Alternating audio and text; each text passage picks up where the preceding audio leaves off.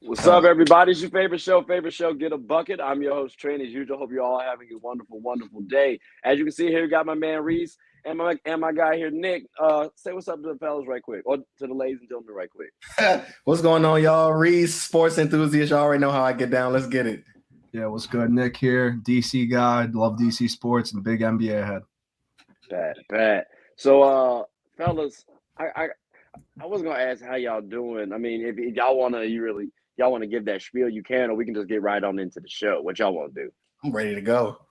Ready to go right on into it. All right, bet. So the NBA draft took place, right?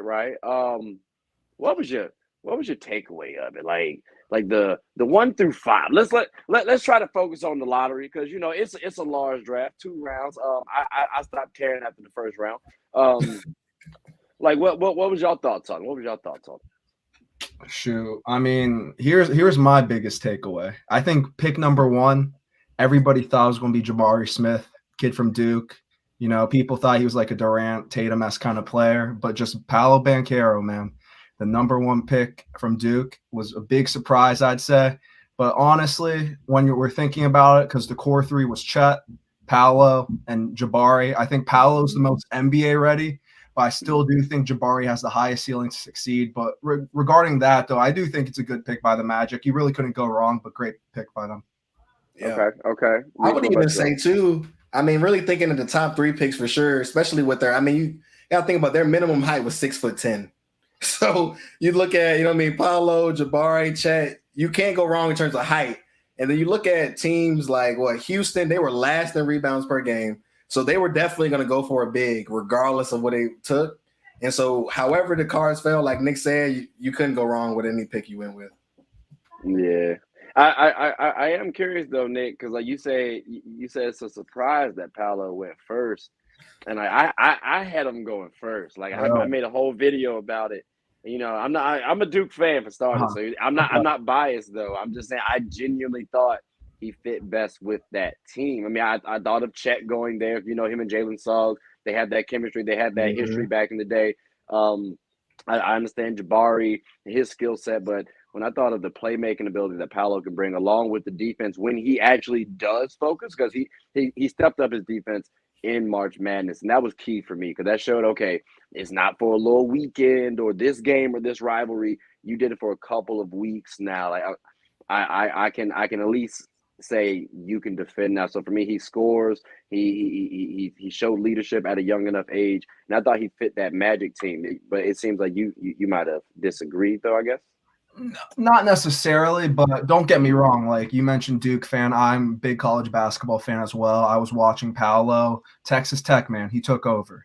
Yeah. He led his team to the Final Four. It was unfortunate they lost to UNC, but he's a dog. He has a dog in him. But Jabari Smith kind of flamed out, But when I'm looking at like just potential, I feel like Jabari can translate more. But here's the thing as well. Yes, Paolo's a great player, but let's consider the situation with Orlando right now. That front court's pretty packed. Yeah.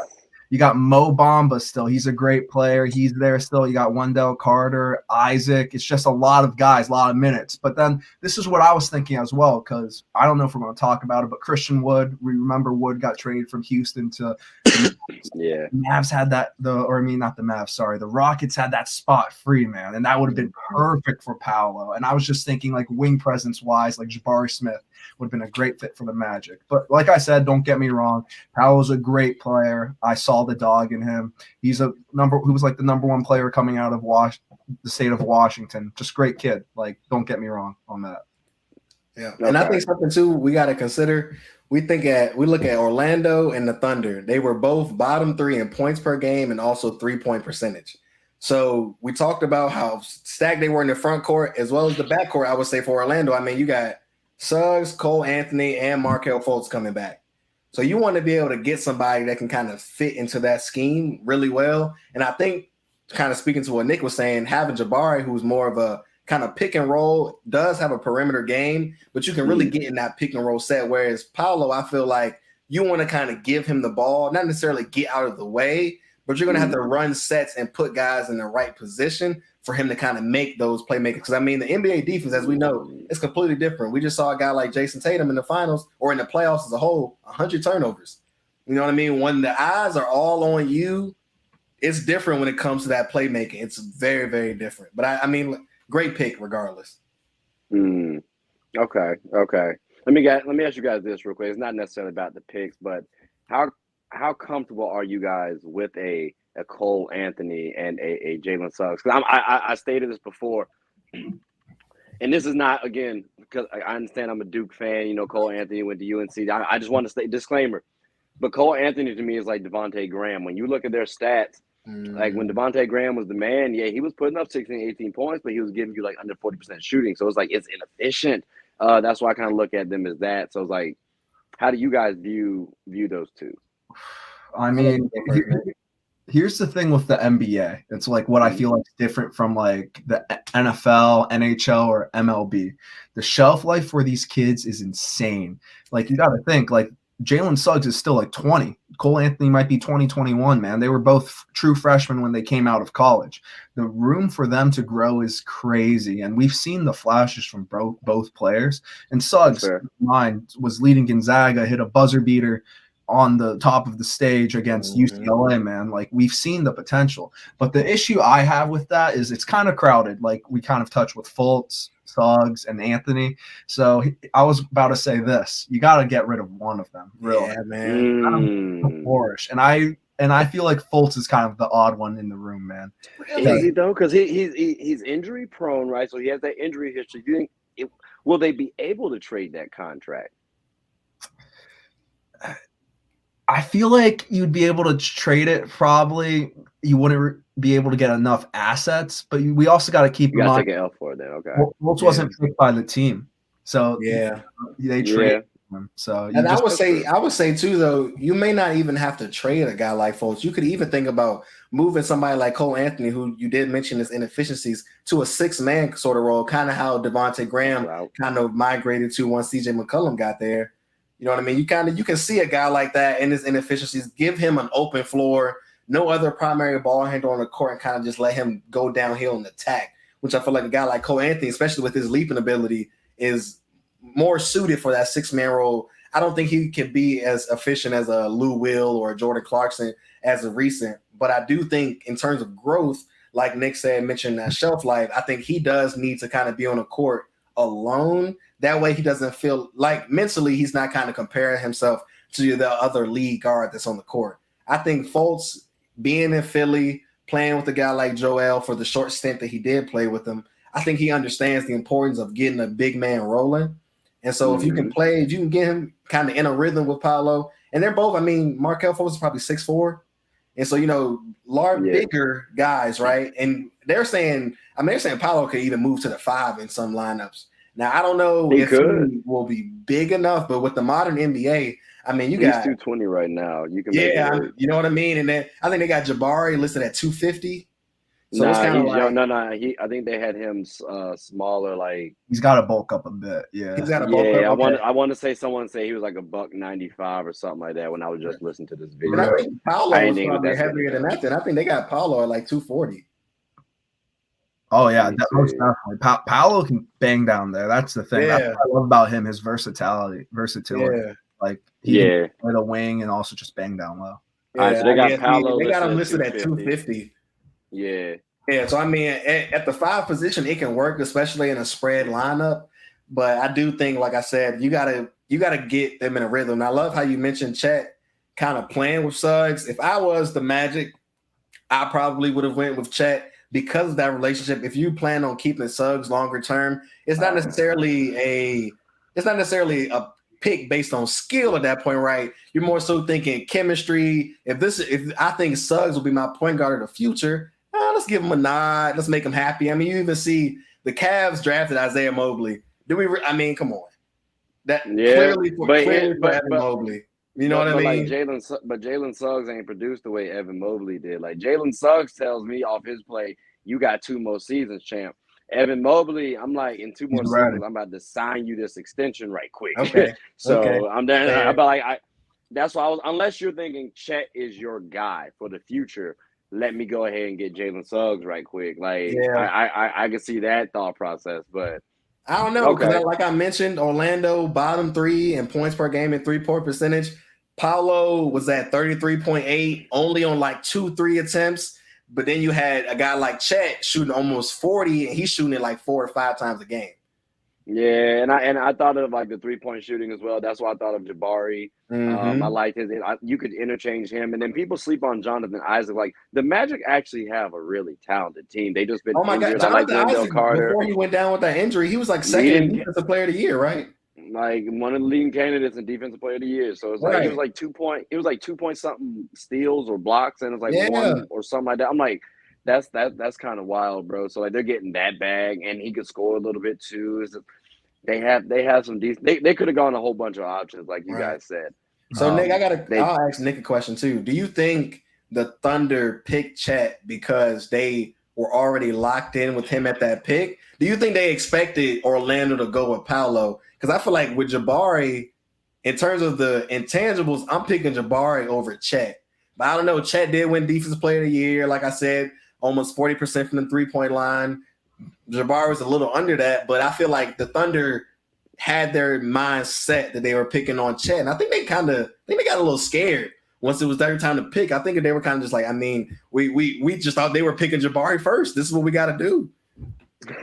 Here's the thing. I do agree with the Chet being locked in with the Thunder. I do think the Thunder loved him, but we also got to keep in mind that Chet didn't want to send his medicals out to some specific teams. And to be honest, I'm not the biggest fan of Chet. I don't really like him at all. I really thought when he went to Gonzaga, he was like consensus top 5 player in the country. He decided playing the WCC, which don't get me wrong, it's a great conference and all, but it's definitely not a Power 5 conference. So the competition isn't like a Big Ten, ACC, SEC. Yeah. So he kind of ran from the grind, we'd like to say, but yeah, I was about to say it's not a great conference. Yeah. There's some solid teams. Yeah, there's some solid teams, but it's like not like insane competition. And just the weight thing itself, like he's telling everyone, "Oh yeah, I do eat." Then where's like the progress? Like, why am I not seeing you get any like bigger? Like, it's just. I'm gonna speak for the skinny people out here right quick. It's hard to put on weight. I'm gonna just say that. Nah, he just gotta. He need to eat a lot more like how Brandon Ingram did it though. So he doesn't have that much of an excuse. But it is tough. You look at a guy too. Let's say like Anthony Davis this past season. I've heard things that him putting on weight, trying to build his strength, actually set his medicals back and kind of made him more injury prone because his body, he was a lot more sluggish. Probably attributed to his low shooting percentage. I mean, he was shooting 18% from the 3-point line at one point.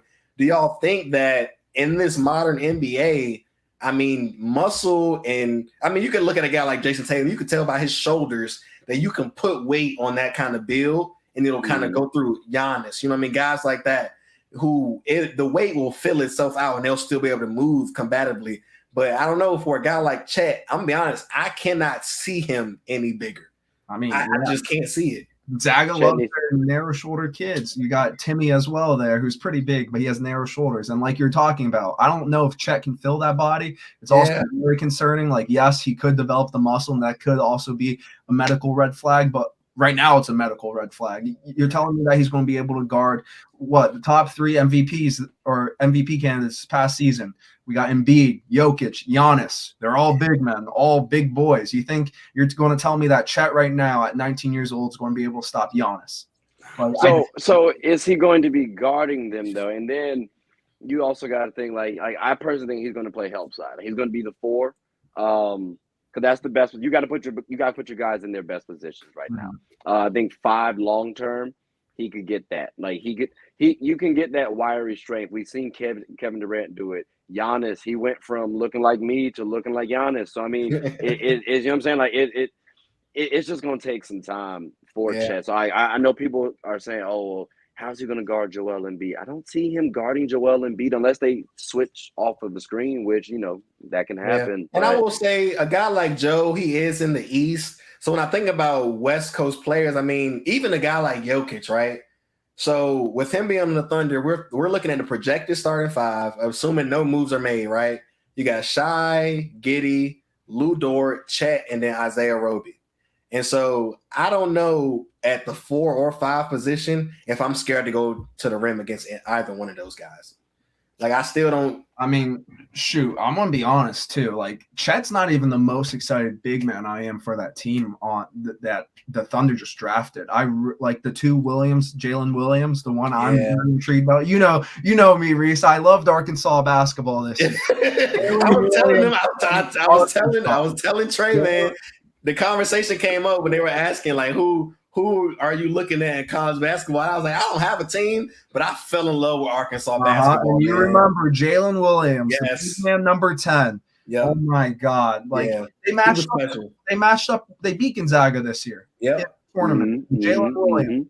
What I see from him is just the defensive instinct and being able to take charges. I think that's one of the most underrated parts of the game. That's tough. And that's something that I think he brings more value to the team right now than Chet. Obviously, Chet has more potential to grow, but that's definitely like a sleeper that I feel like that Thunder could utilize down the road because he played 2 years in college. So I feel like he definitely has like a lot of room to be a very good NBA player. I think something else to kind of consider too, you look at the top 3 picks, 2 of them were actually in the West. So we're going to get 3 to 4 matchups. I'm not sure if the Rockets play Thunder 4 times or 3 times, but we're going to get 3 to 4 matchups between Jabari and Chet. And it's going to be right there for the world to see. I'm sure they're going to get one TV game. I know the Rockets and the Thunder aren't really the most exciting team to play, but the NBA is going to set up the schedule so you at least get one TV game with those two guys kind of competing against each other. And I got to give a nod to Jabari off of his intangibles and body alone. It's just. Are you talking about individual stats or who wins that matchup? Because I mean, I don't. Okay, so all right. So looking at the Rockets projected starting 5, we got KPJ, Jalen Green, Garrison Matthews, who is a very, very slept-on role player, averaged 10 points per game.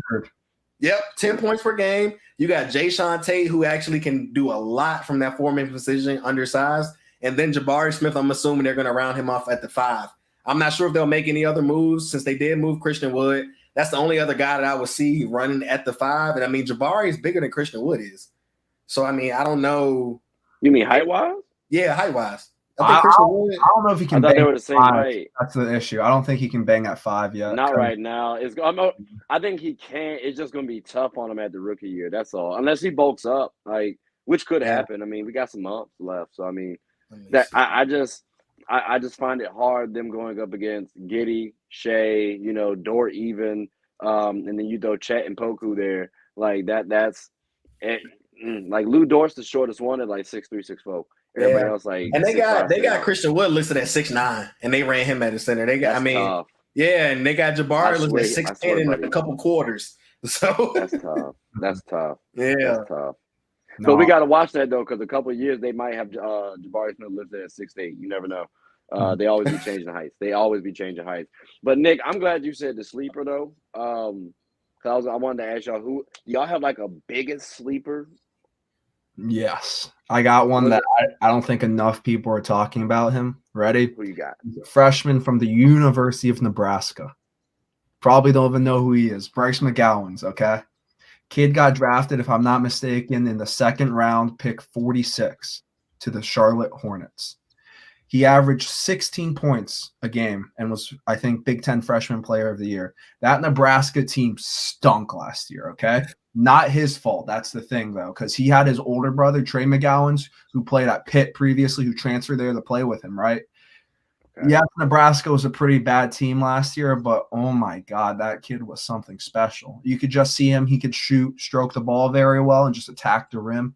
Just a great player itself. Like, yes, he's a 2nd round grade, but I just feel like he has enough potential to be not an all-star caliber player, but definitely a big steal and sleeper of the draft. Because when we're thinking of sleepers, people are just going to say someone that was like the mid-1st round. But I feel like there was a lot of value in this year's 2nd round, man. Like, I love that you said that point, because right before Trey and I were talking about who you can really consider a sleeper. So, Trey, I'll let you introduce who you said was a sleeper, and then I'll give my answer who I thought a sleeper was. Just talk about who you said before we all went live. Oh, I said Steph was a sleeper, because when you think of who Steph is today, like no one thought that. If you thought Steph was in that draft class especially, he's going number 1. Like I thought a couple All-Stars, like MVP running the league, like face of the league right now. Right. Someone said he's the best all time. I didn't think that was coming out of Steph Curry, out of Davidson.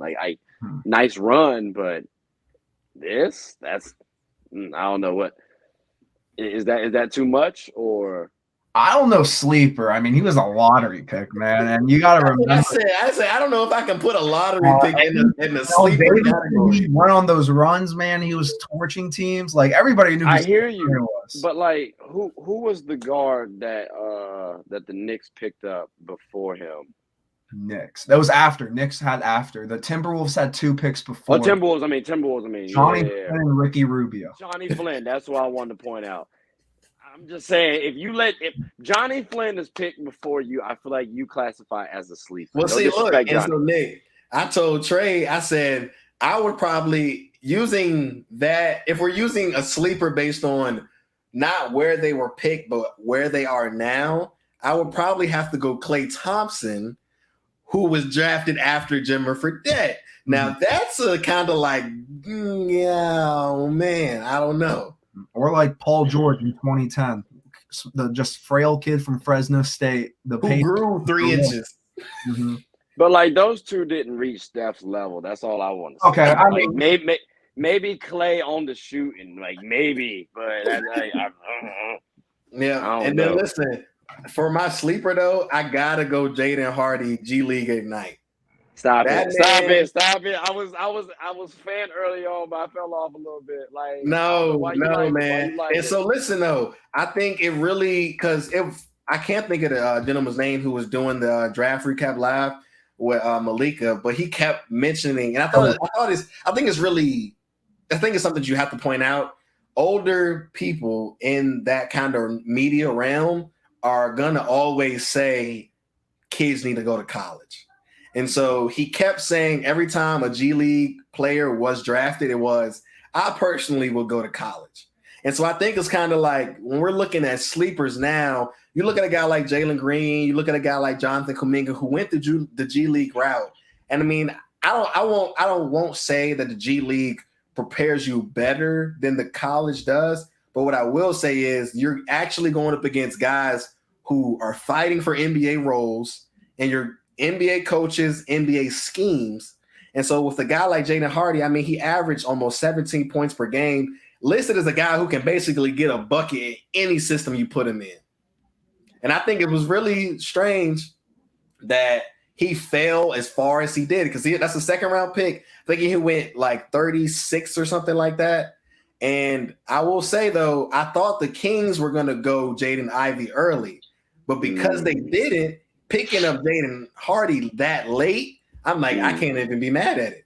I can't be mad at y'all. I can't be mad at y'all missed out on Ivy because you go get a guy like Hardy. I mean, but here's the thing, Reese. They traded him draft day. The Mavs traded back into the draft, and he's on the Mavs.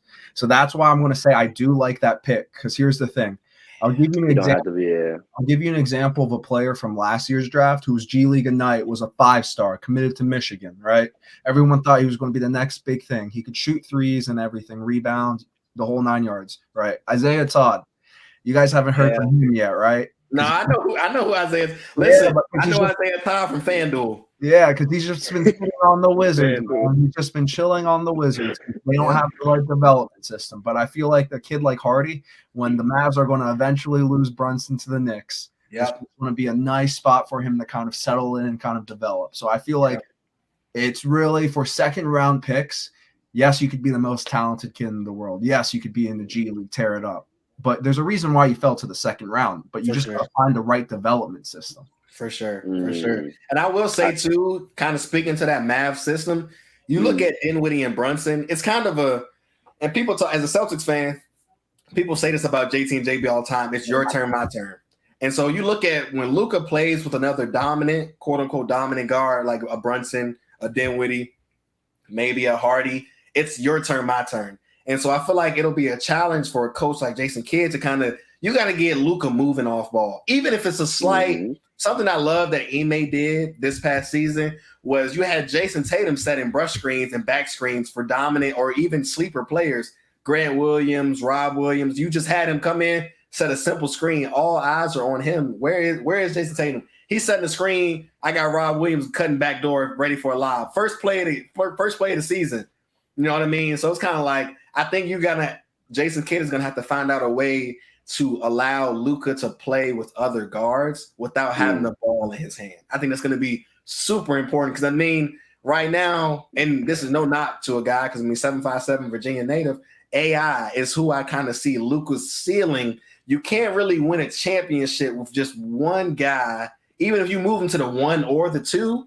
You gotta be able to have him kind of move around within the system to kind of keep eyes on him at all times. Because right now you got a guy like Luka who's just sitting in the corner while Brunson and Spencer doing what he does, and it's because he's not the most athletic, and I understand that. But you kind of got to get him moving to make the defense kind of shift while that other guard is at the top of the key, kind of breaking down his defender. But definitely, I'm going Jaden Hardy. I think he's definitely, especially on the Mavs now. I mean, you gotta look for that guy. You gotta look for that guy.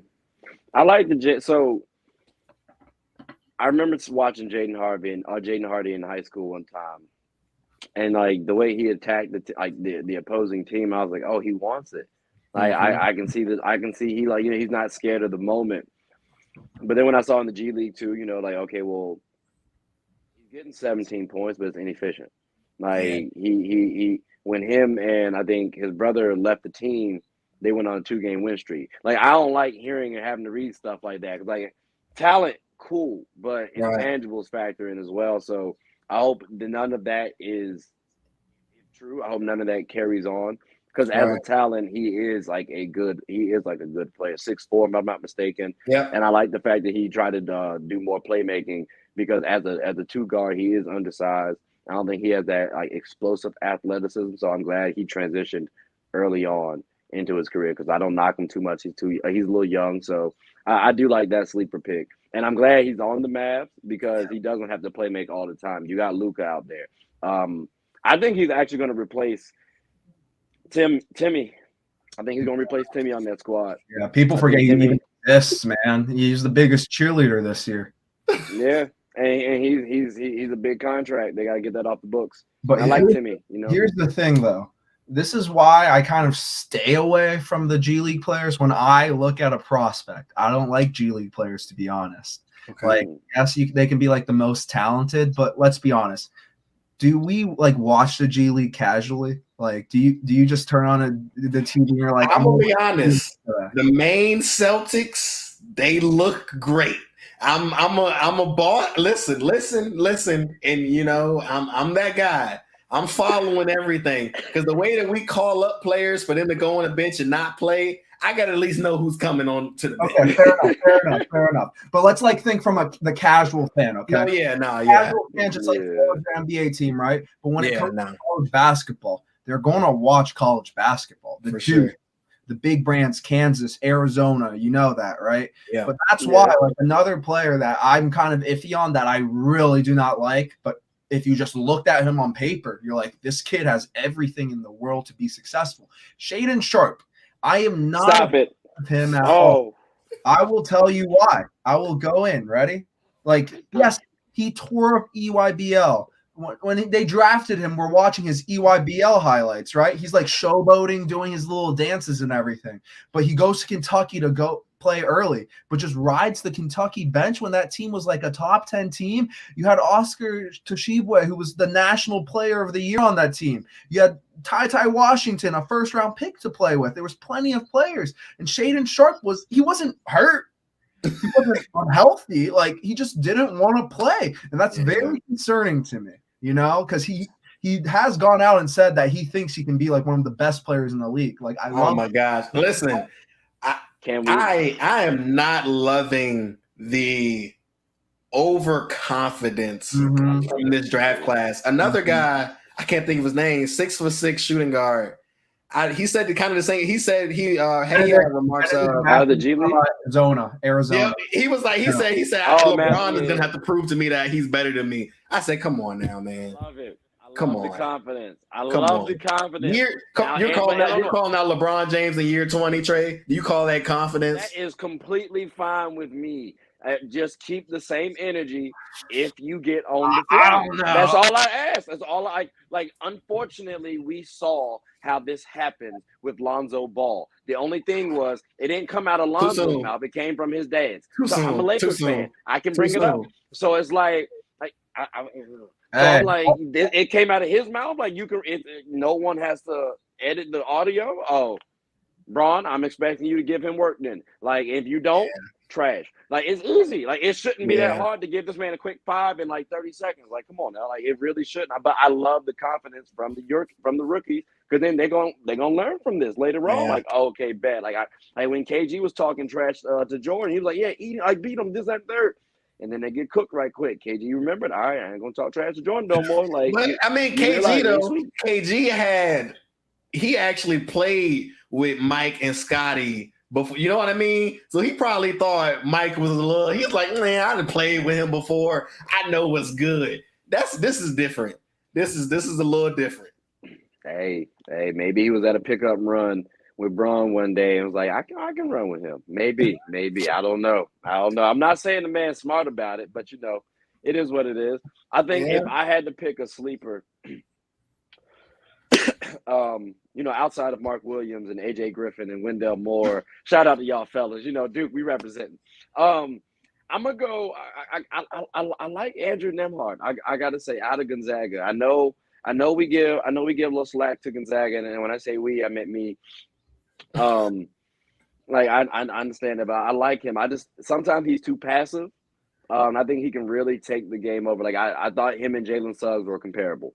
So if the Orlando Magic are high on Jalen Suggs, they should be high on Nembhard. But that would be my sleeper. I'm a fan, and he played well against us too. So I always appreciate that. Like, got to take my cap off to him. Nembhard though, because I always told Reese, man, like regarding from a gambling perspective, those overs for Gonzaga games, man, NBA overs, always like 190, because the thing is, Gonzaga runs almost an NBA offense. They can run that really well. And who was in charge of that offense? Nembhard, man. And he was playing with NBA caliber players like Chet and Timmy, eventually if Timmy gets drafted. But just saying, he came back. Yeah, I mean, Nembhard, he can push the ball very well. So I am excited for that. And I also do think his defensive presence, he's a good floor general. Yeah, so definitely I feel like he has a great ceiling to be a solid NBA point guard. And listen, if I could sneak in one more sleeper, and Nick told me that this guy is not a sleeper, but let me tell you something. Patrick Baldwin Jr., everybody. All right. And listen, you can pull the record and I can send Trey the clip. Okay. I put on my story.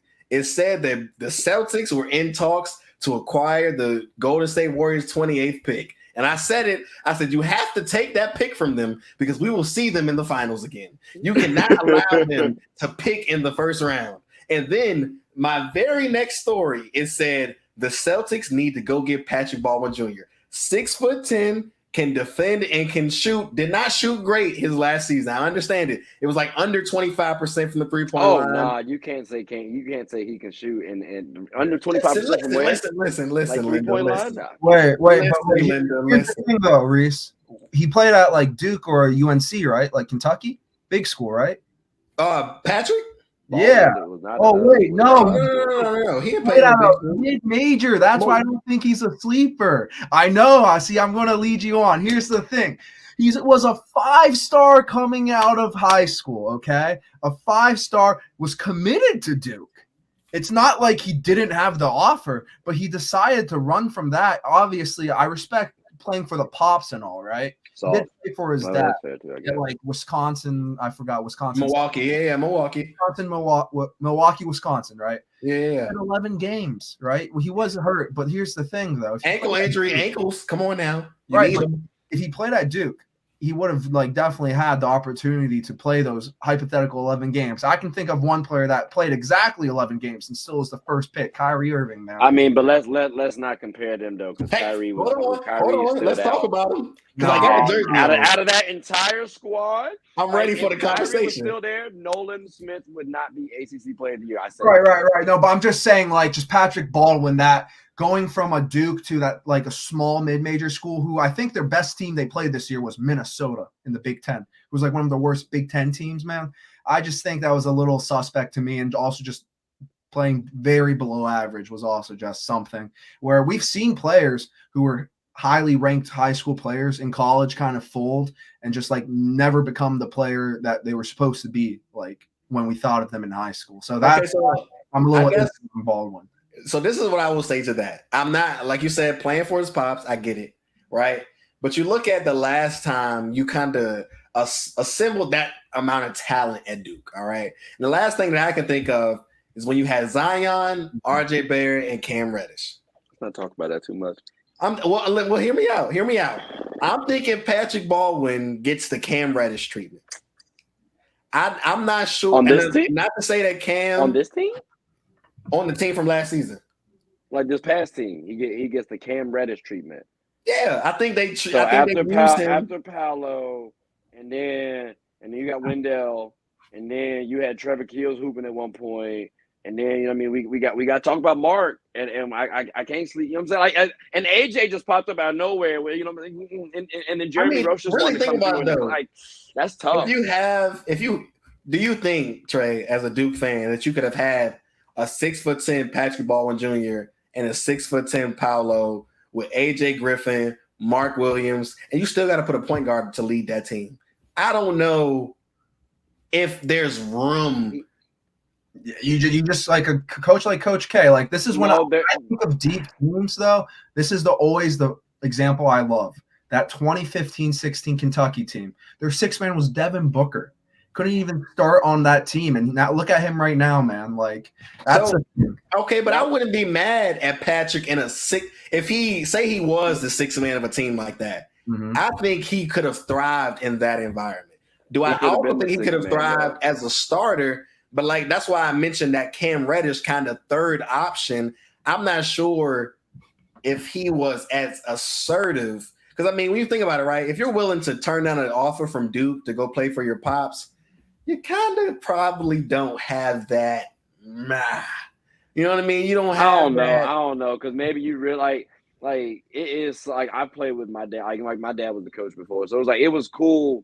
You know what I'm saying, having that experience. So I'm sure he's been coached before. He likes that system. I mean, it's comfortable for him. Like, as an athlete, you want to be comfortable. So I do get that.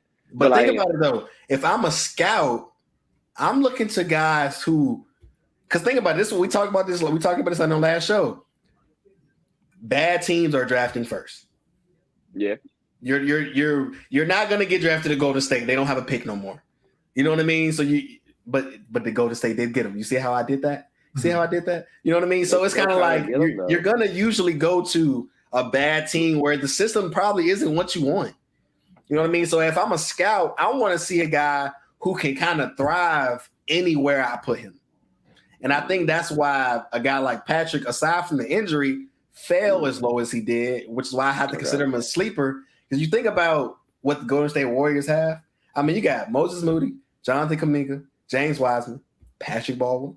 You know what I mean? It's kind of like I can run a starting five of guys who can't even get into the club and have a drink. It's assets, though. That's the real thing. It's assets. Yeah. Curry and Clay, they aren't getting any old. They aren't getting any younger, man. Like, facts. They realize it. Window's still alive, but it's very, very. It's smaller by the day. Yeah. So a guy like Baldwin, if he somewhat pans out, Kuminga and Moody and even Wiseman. I think Wiseman's going to be maybe the first one they look to trade because he was the second pick in 2020, man, but just been hurt. But yeah, I mean, I do like the ball. I wouldn't say sleeper because Baldwin had such a ceiling, but I do. Baldwin does have potential to be a good player in the league. I will say that. Okay. Especially with the Golden State development. Uh-huh. I mean, you think about how unorthodox Steve Kerr is when he throws in lineups. He's putting guys in the game who probably never played with each other the entire season.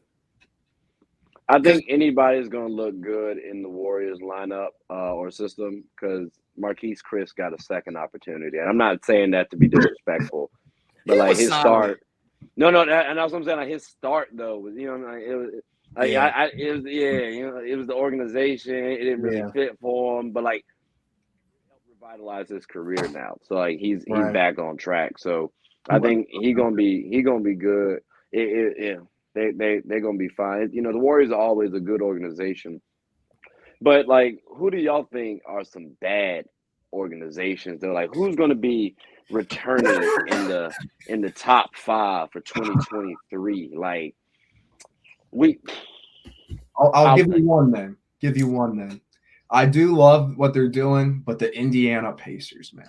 Oh my God, you got me. You took one. You took one. Tyrese Halliburton, I love him. Great point guard. Benedict Mathurin, I think he's going to be a great player. They still have Hield, who I think they're going to move off from Hield. But other than that, I mean, they have Jalen Smith, who I feel like will a great opportunity for him there, because the Suns, when he went to the Suns, it was definitely a lot of pressure on the playoff championship team to like succeed, but definitely there. But outside of that, it's like they have Isaiah Jackson, who made some like highlights like this year. But other than that, I don't think they're going to be that good next year. I mean, let what's old boy's name? He went off in the bubble. TJ Warren. Missed all the TJ Warren come. I feel like they're going to move for him Celtics TPE. He fits it. You with this TPE. Yes, oh my God. I thought the Suns were stupid for letting Jalen Smith go, by the way. Like, I really thought they should have kept him. Trey, what did I tell you though? During that playoff run, you were like, I think Aiden got hurt, or his minutes got limited oddly on some case. And I was like, they need to insert Jalen Smith now.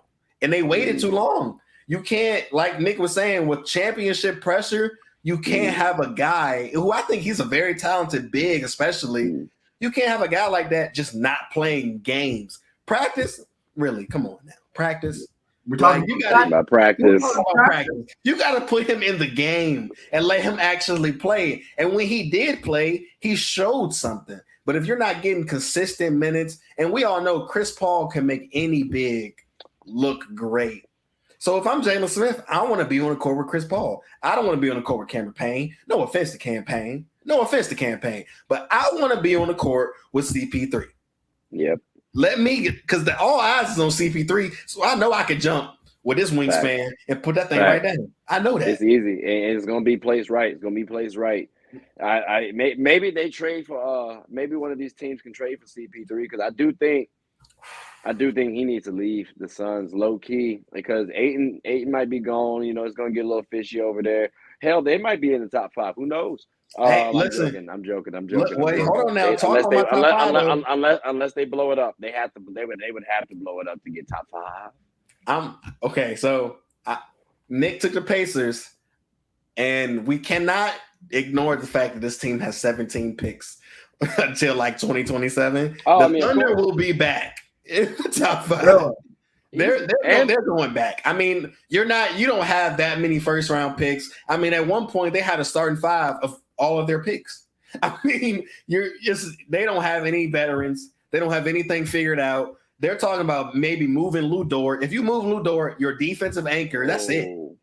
No, you know what I mean, especially in the West, we're having wing depth. I agree with Reese too, because here's the thing: Dort's on his last year, and do they want to pay him? Like, that doesn't fit the mold with what the Thunder want. What's the point of? I mean, unless they put him on a team friendly contract, maybe let's say 10 to 15 mil for 3 to 4 years. But like, what is Lu Dort worth really? He is a 6'3" guard who has to be guarding small forwards. He could fit in a playoff team. Like my boy LeBron, he could use Lu Dort. Like, LeBron needs some help. But like, I mean, I know he had a good game shooting one time, but like, I don't know if he completely fits. Well, Bronny won't. We see what a guy like Matisse Thybulle is doing for Philly, sitting on the bench. Yeah, that's a good point. I mean, like, yeah, like, you're right. I do see where you're coming. Like, yes, it's important to have a guy like that, but when it's playoffs, there's no more time to just like mess around, right? Like, a guy like Lu Dort and Thybulle, that's a great point. Just, they don't provide any offense, but I think Dort does provide a little more offense than Thybulle, for sure. Yeah, I'll give you that. Well, but I will say though, that's kind of being on a rebuilding team where it's kind of like somebody got to take the shots, somebody got to shoot the ball. I mean, shit, if not, we're just going to be passing it around the whole 5 circle. I mean, everybody touching the ball every play because somebody got to shoot it. That's why you see a guy like Shai. I mean, he shines in that offense. I was really surprised to see the Thunder pay him. I mean, I understand though. No, you lock him up. He's locked up. I know. What I'm saying is, I mean, he got the super max for what is, you know what I mean, for what it said. That's a big contract. So obviously they plan on keeping him around for a while because you can't really move a contract like that within the next 3 to 4 years. I don't know, because these contracts gonna keep going up, and you lock in someone like that, and like Giddey. If they wanted to trade Giddey right now, like this man's contract is like 5 to 8 mil, like average, but like over the next 5 years, like it's wild. Like they're sitting pretty. I don't know Giddey though. I feel like Giddey's a project, man. Like he obviously triple double threat. Don't get me wrong, but like coming from Australia, right? It's kind of like kind of how Nick talked about the G League. Kind of like when you come from Australia, if you're not Luka at 16 winning championships, what are we really doing other than kind of a project to pass the time? But you got a Shea who's like, or Ja who's getting a bucket. You need somebody to pass the ball. Because if you just keep the ball in his hand, it's going to keep going to the bucket. Like, this man's like a triple-double threat. You know what I'm saying? Like, I like that. Listen, it's like a yin and yang. Hey, they do. They just don't always get you to the chip, though. Like, you got it takes a team. It takes a team. Jordan learned that, you know, and I'm not even saying Ja is like Jordan. I'm just saying he need a team, though. I know the Rockets are going to be here also. Like really, if your team has anything to do with space or stratosphere of any kind, like it's gonna be tough for y'all, I think. You know what's crazy though? I had the Rockets down via the Nets. Well, what do you mean? So like, I'm bringing up blender now. What do you mean by that? They have a pick swap right now, and so the Rockets have the Nets pick, and I put the Kyrie jersey on for a reason because I had to talk about it. I'm okay because you're blending into the next segment. Okay, now that's cool. That's fine.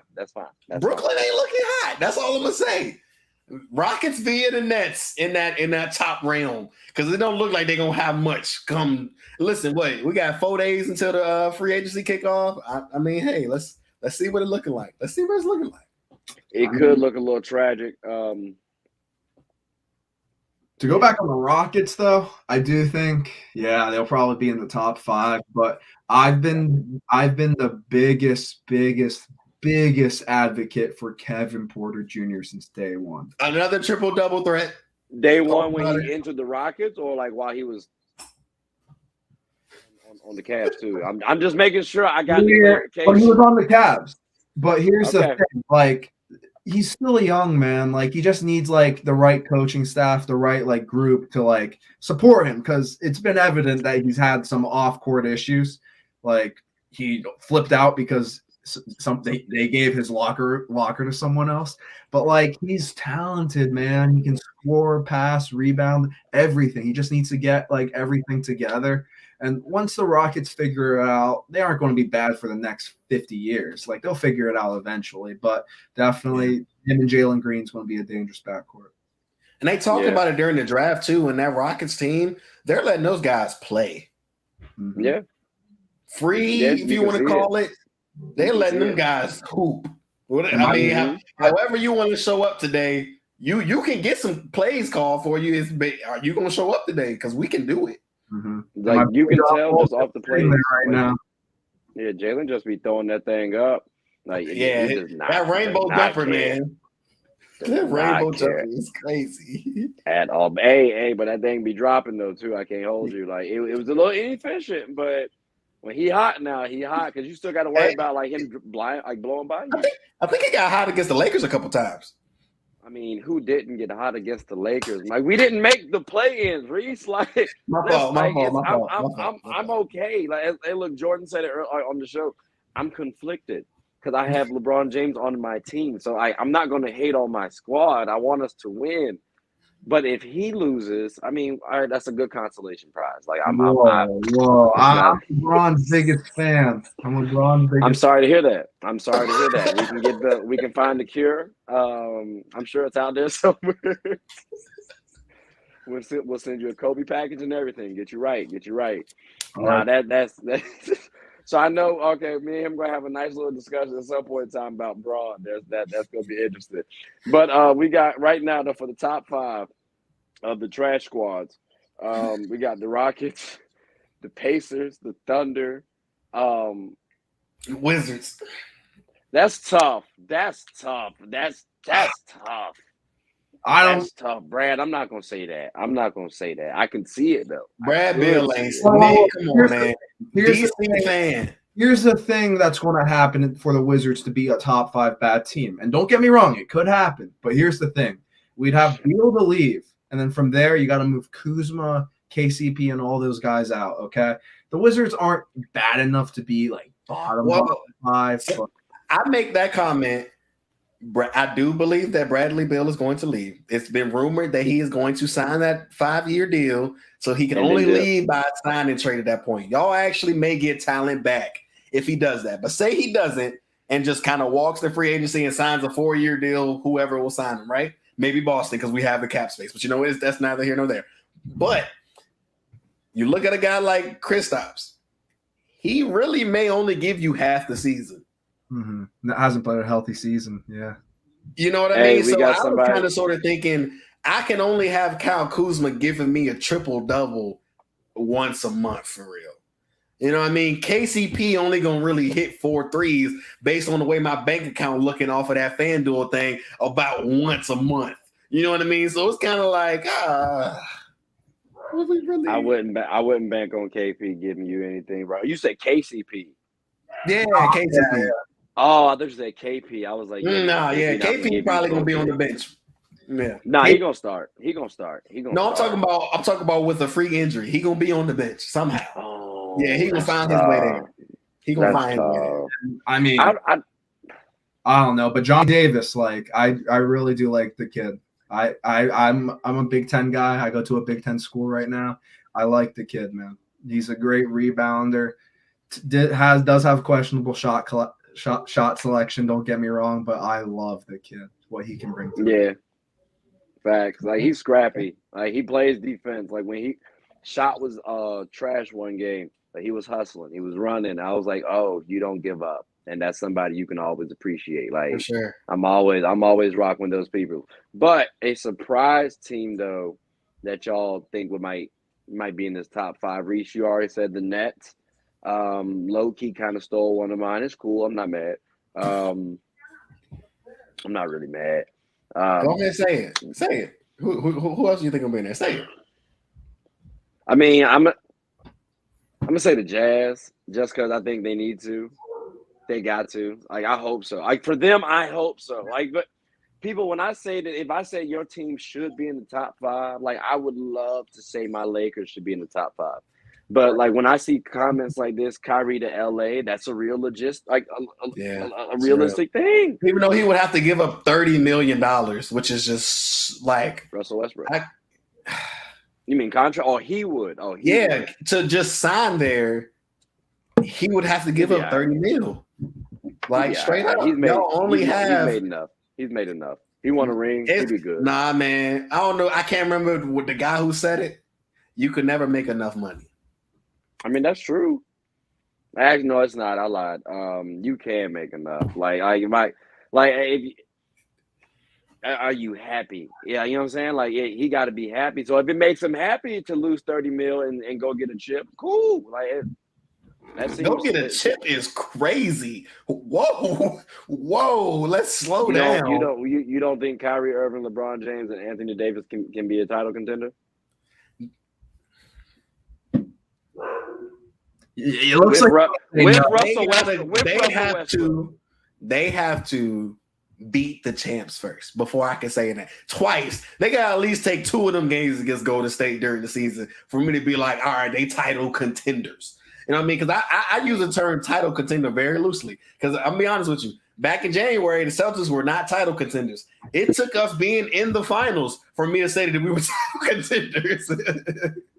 So I don't know. I give it to you though. Talent-wise, you still have to fill that team though. Around AD, LeBron, and Kyrie, you got to fill that team around them, man. You got to fill. Don't get me wrong though. LA, people love LA. It's sunny. Stars are always out. But you got to still fill that team. Stanley Johnson is kind of y'all's 4th man in that starting lineup right now. That's tough. I love Stanley Johnson, by the way. I know, but that's still tough. He's solid. I like players like that. He's not. But Andrew showed you though, you don't got to be the best player. You just got to excel at your role. I'm gonna stop you right there. Number 1 pick, 17 points per game on his career. A lot of guys ain't averaging 17 on their career. I said the best. I said the 17. best. I said the best. I said you don't have to be the best. That's all I said. I mean, here's the thing. I'll interject though. Yes, Wiggins did have those expectations as Canadian Jordan. He was supposed to be the one guy, right? Oh, yeah, Maple Mamba. Oh yeah, that's like, he did have the expectations, but boy, did he not live up to them in Minnesota, right? When Minnesota traded him for D'Angelo Russell, everyone was calling Golden State crazy, man. They said, like, what are you doing? You're overpaying this guy. But Wiggins found his role. He developed confidence needed and found the role. Yes, he's not the superstar. He's not going to give you 30 a night. He's not going to be the highlight flashy guy. Hey, but he can give you 27 and 15 in the finals. And you saw him crashing those boards. He found his role. I'm a big fan of Draymond Green. Draymond on his podcast was saying how, like, Wiggins' career high in rebounds prior was, like, he got his career high in rebounds in the finals. For sure. You have to have some dog. By a wide margin. Exactly. So, like we're kind of like touching on it. Like, if Stanley Johnson finds the role, he's the kind of guy that, oh my God, his high school highlights, man. Yeah. He was highly touted, and he had the athleticism and the size to, like, go with the NBA modern day now. Like, he just not overly skilled, but again, I don't need him to be. I just need you to be a hustle player like that. Yeah. Be Russell Westbrook. Hit open shots. Because man, people do not talk about how many open shots are missed. I saw a graphic earlier today with, like, the top 5 missed layups and dunks.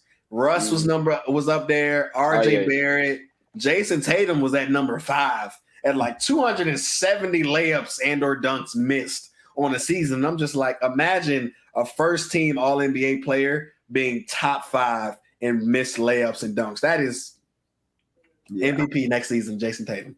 You heard it here first. Because we're gonna miss 135 layups instead of 270. Yep, cut the number in half. It could happen. Or y'all could be at the bottom of the top 5. Like, who knows? Next year anything can happen, right, Reese? No, okay. I mean, I thought I asked you. Yeah, I guess not. Nick, who do you have though as a surprise team? I mean, your Jazz, that was a good one, man. That's a good one. That's a really good one because they could blow it up. But I wouldn't need to. I just looked at this, like, I just looked through all 30 because I wanted to kind of refresh, man. But I'd say I wouldn't say they aren't a good team, but I wouldn't say as like surprised, but definitely like people wouldn't commonly think maybe the Knicks. I feel like I knew you were gonna say it. I knew it. Yeah, RIP Knicks fans after that draft. Like obviously it's not that flashy of like a pick. Like, boy, that Jazz one, I can't get over it. But the Knicks, man, like just Julius Randle, one of the biggest regressions last year. I still can't believe he won MIP, man. But Julius Randle, they're probably going to overpay Brunson eventually. RJ Barrett's kind of just doing his thing, but it's just a bad team. Like, I think RJ Barrett is by far the best player on that team, though, man. Mm-hmm. Especially his last 25 games. If you can really get a guy like RJ Barrett giving you 5 assists per game, that is winning basketball right there. I was playing it on FanDuel again. I'm gonna keep plugging FanDuel. I played that 4 to 8 assists for that last 20 to 25 games, and I made some money because I don't know what they changed in their system, but RJ Barrett was given kind of we're gonna ask you to play make. And I think that's when the Knicks in that last stretch were at their best. Julius Randle argues way too much with the referees for me. Like you said, though, Nick, I could see them. I could see them in that bottom 5, though. I could see it. Even if we're talking bottom 5, if they're like 25th in the league, I could see that. It's the Knicks. And people forget Cam Reddish is on that team. And boy, Thibs does not give him any duty, man. I don't know why. He's going to be coaching them still? I mean, he blackballed Kemba during the season for being Kemba. He didn't do anything but smile and give you a triple-double on Christmas. Mm-hmm. Come on, man. I wish the best for Kemba, bro. Like that. Yeah, I had the Knicks and the Nets on my list. I put the Spurs there too. I got the Spurs on my list too because of that whole DeJounte thing they got Yeah, going on. it's like I don't know. Y'all looking a little shaky. Though. But I think they're one big away from being somewhat of a good team because who's gonna go there? Huh? Who's gonna go there? How are they gonna get there? What assets do they have to give up? Because when I look at the guards that they have, none of them are overly spectacular. Like I like Keldon Johnson. I got Derek White. Cool.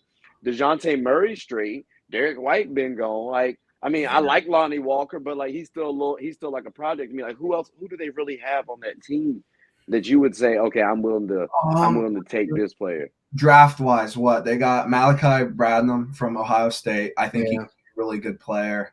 Shoot, I mean, Jeremy Sochan. I'm really high on him as well. I saw something that they're looking for Devin Herter from Kevin Herter from the Kevin Herter, yeah. Kevin Herter as well as DeAndre Hunter. They're thinking DeAndre can kind of be that Kawhi-esque. What are they up for that? I like DeAndre. Shout out to the Lakers for not getting him when you traded for Anthony Davis, you bums. Oh my gosh. I don't know, man. I think DeAndre Hunter, I think the asking price for him will be way too steep for the San Antonio to be able to acquire him, unless they just gave the Hawks DeJounte Murray. Now that, I don't know. And then you kind of start your rebuild with the champion from UVA. I love champions. That's awkward, dog. If I'm the Spurs, that's awkward. Like Kevin, I guess backward either, just DeJounte and Trey, like that.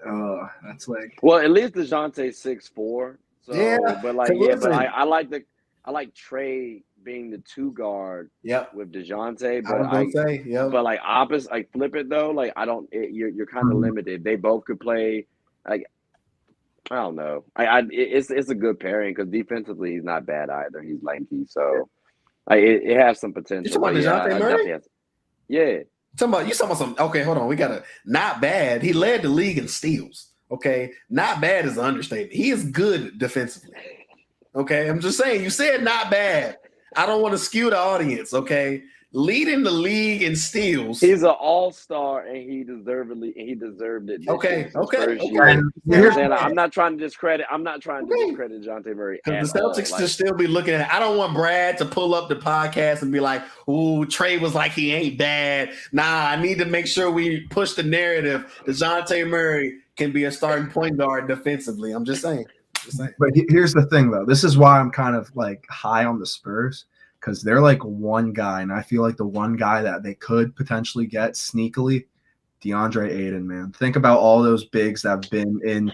You had David Robinson. I like him I like the David Robinson. What do you think Popovich's tenure is, though? I only like the DeAndre Ayton pickup if Pop is gonna be around for 3 to 5, and I can see 3. But here's the thing, I could see 3. Assistants literally run the league. Why is his name blanking in my head, though? The Memphis coach. He's part of the Pop tree.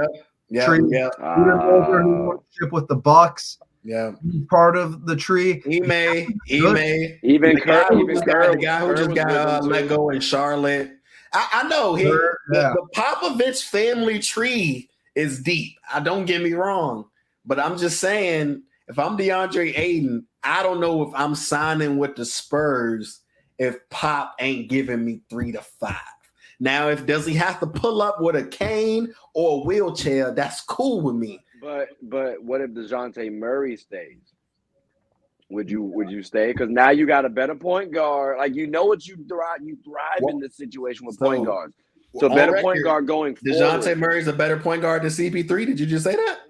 Going forward, DeJounte has a higher ceiling in his career right now. Okay. Like I'm about to say, you go ahead. You want to trade DeJounte Murray for CP3 right now? We can. If you the Suns, I'm sure they love that deal. We can. But the Spurs probably wouldn't want to make that move. So right. Like, unless they think he about to revitalize they team the way he did the Suns and the Thunder. I don't think he does it though. But like maybe with DeJounte Murray there, maybe you stay. Because you can build. What do y'all think DeAndre Ayton's? Where should Ayton's top 3 destinations be from an agent? If you're a DeAndre Ayton's agent, where do you want him going? Not as the player, but as the agent. See, well, here's the thing. The agent, they don't care about how you're like if you're going to win or all. They only care about the dollars. Yeah. We're thinking about from an agent and like player perspective where he could succeed and also get the max dollars. I still think the Pistons are in play, but the thing would be there would have to be a sign and trade with Duren to the Suns. He would have to be involved in that. But I think that he could still get the max with the Pistons. But like I said, I do love the Spurs fit. So I'd put the Spurs. So definitely the Pistons were Spurs. Yeah, I feel the Pistons as well. And to be honest with you, I actually do think the Suns might entertain that trade because you get Duren back, who is someone who's younger. So while you lose some experience, you have other pieces on that Suns team who can help compensate what you lost with Ayton, while you're also getting somebody who can just set screens and go dunk the ball and help Chris Paul out in that manner. So I mean, and he can defend the ball as well too. He is NBA ready in terms of like physicality wise. So they might entertain that along with some other picks or some other players, but I don't know. Like I halfway want to see Ayton on a Miami team, low key. Just like, but you gotta keep Bam though. You gotta keep him with Bam because I need Bam to slide to that 4 position. I like Ayton at that 5. Play 4. Toronto. Yeah, Toronto would be nice too. Toronto would be nice. Pascal got to get off of that 5-man spot, but man. you gotta see what they do with Christian Coloco too, though, because like I think he is not the most skilled player out there, but the boy is still 7 foot. So I mean, like they may say that word. You give Spicy P at that 4 spot, put Aiden at your 5, Fred VanVleet, because I think they'll probably just have to move OG, Thaddeus Young. Stop it! That's disrespectful. If I'm the Suns, I'm asking from OG and Thaddeus Young for. Well, I'm talking about from a sign and trade cap matching, right? Salary matching. I can give you 3 to 4 first round picks if that's really really will sweeten the pot. But I'm saying, you want to keep Siakam, I'm asking for Scotty. What? I'm going for it. I'm going for it. Crazy. Hey. Okay, so would you trade? Would you move? My third option, worst case. Listen, would you move Spicy P for Aiden? No. Okay, then that's what I'm saying. I don't know, man. OG is on his way up out of there. I'm telling y'all that. Yeah, he's gonna get a solid contract too. Mm-hmm. But he's not bad. He's not bad at all. He is. It is. What did Kevin Durant tweet? It is a wings league. Mm-hmm. Yeah.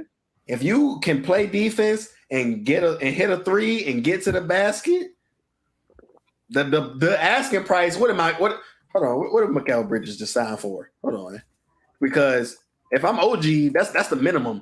What are we looking at? 4 years, $90 million? Yeah. As a 3-and-D wing, they paid him before they paid DeAndre Ayton. If I'm a 3-and-D wing and I see that, yeah, that's a good point. I'm starting at 75, 80. If you want this. Did Mikal come in before Ayton? Or was it the same year? Yes. That could have factored into it as well if he came in before. Yeah, I think you got that right. Let me look real quick. Because I think Bridges might have been 17 or 18. Let me see. Bridges 2018. Yeah, and then and Aiden was he number 1? Yeah, he was number 1. Or that was the same draft. Aiden was number 1. Yeah, so that's a good point. Draft class, yo. Come on. That's tough. He hated him drafted. He hated him draft night because he was initially drafted by the Sixers. Yeah, I remember that. Come on now. I'm telling you, DeAndre Ayton cannot stay there. You paid this man before you paid me. And trust me, I like 3-and-D wings. Don't get me wrong. Mm-hmm. Bridges gave you whatever he wanted every game. He played every game. Don't get me wrong. But guys, 3-and-D wings get the pass on productivity as long as they're playing the defense. But like Bridges still hooped this year for me though. Like it won't the same as like prior year type stuff. But he gave me 14. Like you want to talk about? I mean, all right, we got 14 points with 53% from the field, 37. Like that's not bad for what I need from him.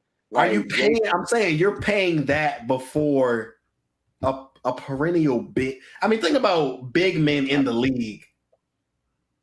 Are you finding an Ayton anywhere else? I'm not saying you're gonna find a Bridges anywhere else. You had someone who almost could rival this man in a couple seasons in Jalen Smith. Ooh, that's a hot take. That's a really hot take. That's a really hot take.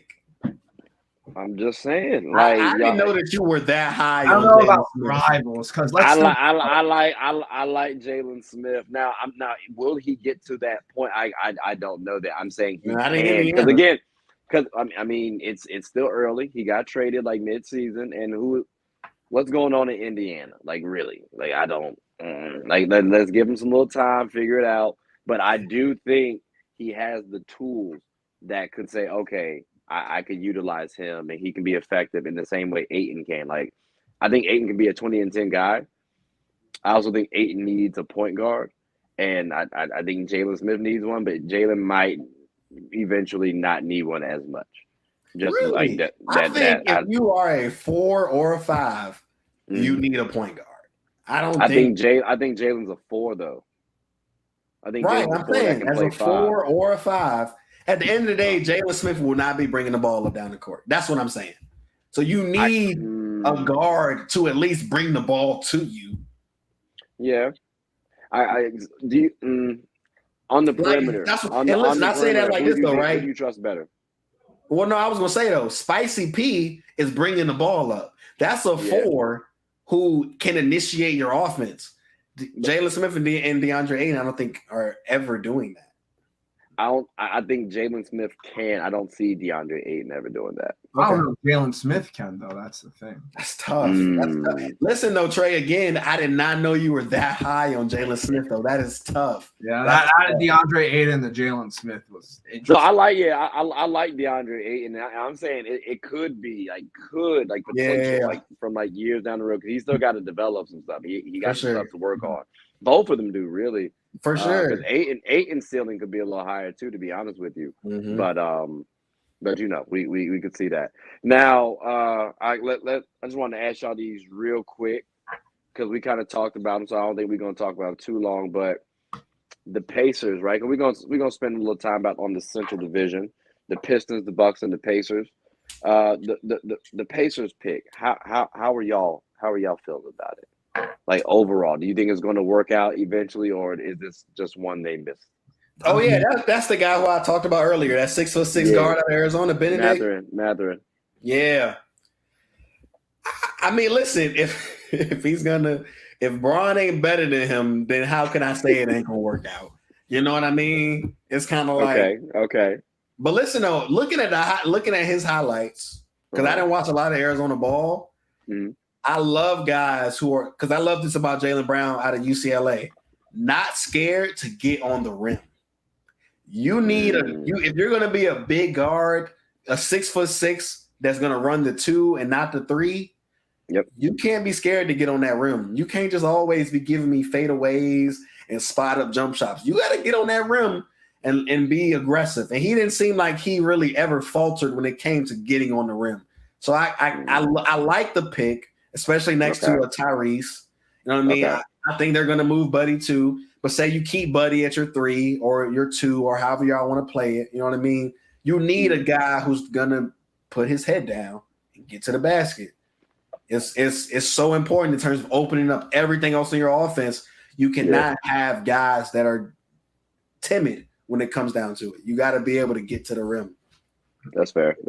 Nick, do you agree? Or I mean, yeah, like what he was saying, like Mathurin had a great game. I remember against TCU. He has a dog in him. He has the dog. So he's going to be a great player in the league.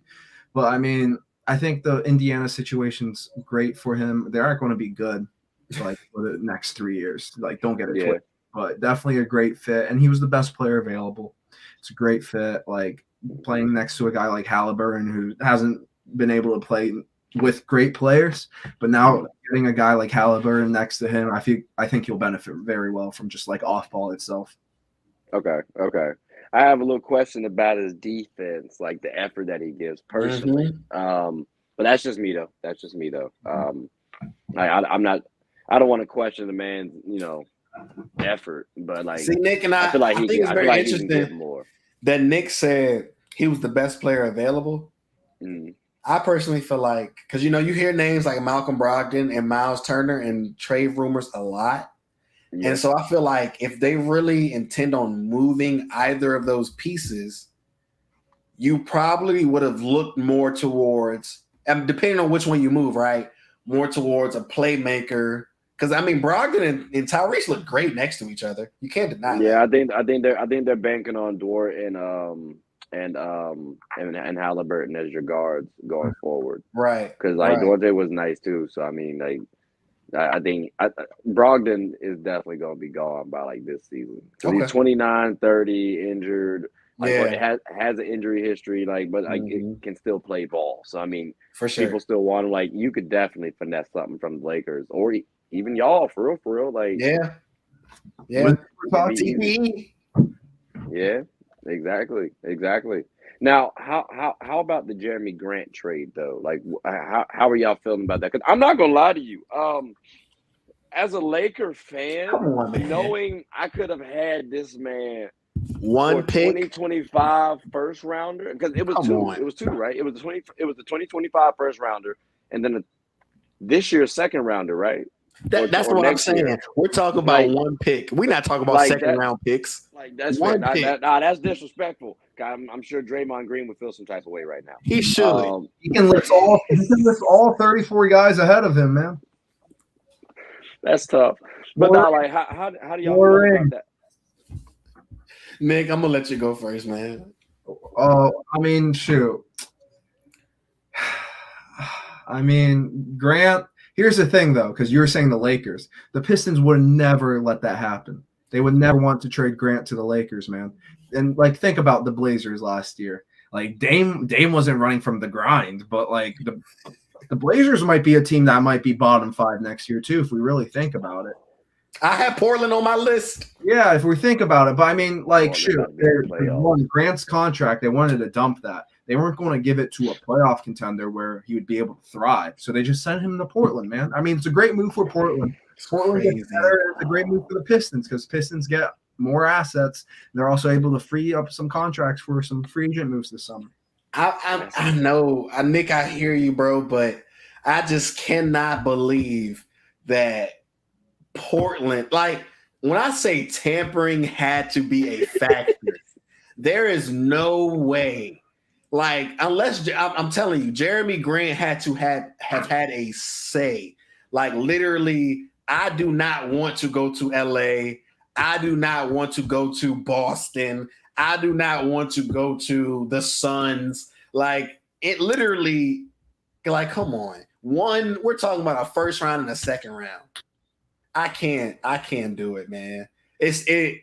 It doesn't make good business sense from the Pistons. The Pistons could have actually gotten something if they really sent him to a contender. They could have demanded hell, even if they got Russell Westbrook back, at least Russ is gonna sell some tickets in Detroit. All you got was a pick. Detroit's gonna sell some tickets this year, man. I love that young core. Jaden Ivey, stud. Cade Cunningham, stud. And shoot, Sadiq Bey had some good games last year too. I forgot what day it was, but there was a day, I think it was the only NBA game where he had 51. Yeah, he did. I remember that day. But I just cannot believe that other teams did not have a better package. It had to be something else. And I'm waiting for the 30 for 30 to come out about it. Because it has to be something. It gotta be something, man. You gotta give me. I don't know, because look, y'all are talking about the Portland Trailblazers not being a playoff team, top 5 in the draft. They gotta go. They gotta get Cody. So here's my thing. I think they're a playoff team. I think they're looking. Hear me out. I think they're trying to follow the same, I guess, baseline as the Warriors did to a degree, because you got Dame, you got Josh Hart. You got Nasir Little. You have Jeremy Grant now. I don't like Nurkic that much, but he's an okay starter. And then you got people like Brandon Williams, who did give you about 10, 11 points off starting last year, but Still, he was effective enough. So moving him to the bench, he can be at least a little decent backup. You still got Anthony Simon. Like they have pieces in place to make the playoffs. Like, and I'm not. I can see them getting the 7th, 8th seed right now. So to say that though, that means New Orleans is a play-in team. Because you got to think about who was in the play-in. Spurs as well. You know what I mean? So you're basically saying let's go ahead and kick the Spurs out now. Then we got to talk about the Pelicans, and I love them, but you know what I'm saying? Like this is my guy. You know what I mean? Like I got Zion been injury prone, so can I really bank on the man? You feel me? Like I can't. I can't. See, that's what I'm saying. And BI's had injury issues too. I love both of them, but you gotta convince me that they're gonna be healthy all next season. Do I need the Pelicans healthy with CJ, Herbert Jones? Then you got BI, Nurk. I mean not Nurk, but Valanciunas at the 5, and Graham at your 6 man. You still need Zion healthy to be in the play-in. Yes. Like what you mean, my boy? They where were they this year? Where were they? They were a bad game away from sending the Suns home a little bit earlier. All I'm saying, and you already know what would have happened. They would have let Zion off the leash against the Mavs, and it would have been barbecue chicken. That would have been it. It would have been nice if he's healthy, but I got to see it though. I like the Pelicans healthy. They are a contender if they are healthy. Okay.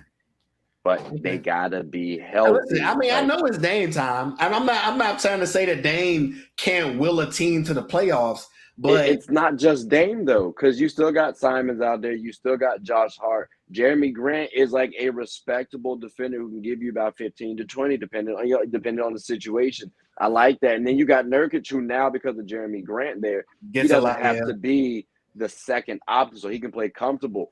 Again. Is it a surefire 100%? Oh, yeah, these boys are going to the playoffs at this current moment? Not necessarily. But can I see a 7th, 8th seed right now? Yeah. All right, but here's the thing. Ready? I'm going to list some teams for you, and let's play this. Go. Are they better? A healthy Clippers with Kawhi and PG? No. Clippers. Oh, we talking about all healthy? No. But again, the health thing will factor in for the Clippers. A healthy Lakers team who didn't make the playoffs last year. A healthy Lakers team. I have the Lakers. Pelicans healthy. Interesting series, but it should be us. Went through that. We got Minnesota as well, Denver. Well, Utah we're iffy about right now, but Dallas, Golden State. Even if you put Dallas, even if you put Utah in that top 5 pick, right? So, like you said, Dallas. What was the team you said before Dallas? Minnesota. Minnesota. They just win. They can beat Minnesota. They can beat Minnesota. Stop it. They can Pat Bev is grade 1 instigator, man. He's going to be in Dame's little head. I understand that. I understand that. That's cool and all. They can beat Minnesota. Let's not play games. They can beat. I don't know, man. I'm looking at last year's standings, just those 2 LA teams. It's going to be interesting, because Kawhi barely played. They shake up. I mean, think of literally, you did not have an LA team in the playoffs. That's tough. Pandemic P's got to figure it out. Healthy Kawhi. He just got married. That man coming with a different type of chip on his shoulder. He got his wife watching him play now. Damn, what's nuts though? It's year 12 for PG, man. Year 12. I mean, hey, Steph is going into year 14 or 13. Okay, but let's not put Curry and Steph. Or let's not put Steph and freaking PG. PG as a 2-way. I mean, I have to give respect to the Clippers because I really see Boston in 5 years healthy, obviously, being on a level as a PG and a Kawhi with a JB and a JT. That's fair. 2-way wings win games. I can put PG on Dame. I can put Kawhi on Anthony Simons. I don't give a damn about Jeremy Grant or Nasir Little. I could care less about them 2 fellas at that point. I take out your 2 guards. What you got? You say you're gonna take out the 2 guards from Portland? Yeah. What you got after that? You're gonna take out Dame and Simons, and then you're gonna take out Hart too? I know I can't take out Dame. Because he just gonna hit you with one of these. You're gonna have to drag him out of there, man. He ain't running. You gotta have a like last year was just like an off season. Like he gonna come back. He won't in it, and then he gets injured on top of that. Like when I look at the West, I could see obviously the Warriors, the Clippers. Okay, cool. The Lakers. We got the Mavs. We got the Grizzlies. We got the Pelicans. The Nuggets. After that, we're talking how many teams you gonna name? I'm saying after that, we're at what 7, 8 right now. Like I was 8. I think realistically, the Portland Trailblazers. 7. I named 7. So we will be at the 8th spot, which they got to go up against the Wolves and the Suns. Make the play-in tournament, and if they win it, that will be their season. They'll put a banner up for that. Like, that will be the success story for that. But the Timberwolves will absolutely hang their head on sending Dame. All right, I wouldn't be mad if you said this year's Timberwolves or next year's Timberwolves is the Blazers. But saying the Blazers would be a top 6 team as like a guaranteed playoff team to make the West. Who said top? Well, no, because you said a playoff team. Yeah. The 7 through 10 so is play-in. Okay. I'm sorry. I said I was focusing on 7 through 8. That's why I kept saying 7 through 18. So if we're talking about that, my bad. Yeah, I'm okay. I can 7 through 8. Even though playoffs is including 7 through 8. Yeah, because I don't agree with the whole. I don't agree with the 7th seed being in the play-in personally. I think that is ridiculous. That as a 7th seed, I am fighting with the 10th seed. Or if I'm making the playoffs, that's ridiculous. But why when there's a game difference between all 4 teams? Like, that is if. Look at the East. The East was not a game difference, bro. The Cavaliers had the Nets, period. And they lost, though. So it shows like if you wanna keep that 7th seed, all you gotta do is win. Like one game doesn't. Here's the thing, though. When we look at other sports, baseball, right? They got the 5-game little series.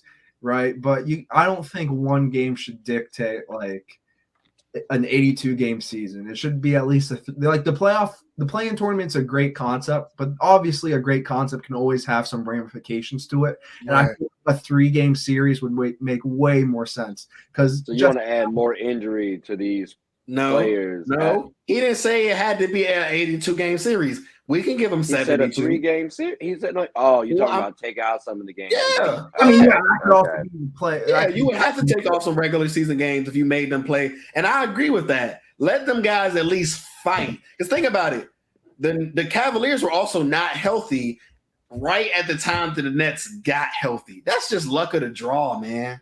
But on the flip side, though, the Nets were always unhealthy during the season once KD went down. During the season, stuff happens. It's unfortunate. They get a flower for getting it together at the very end.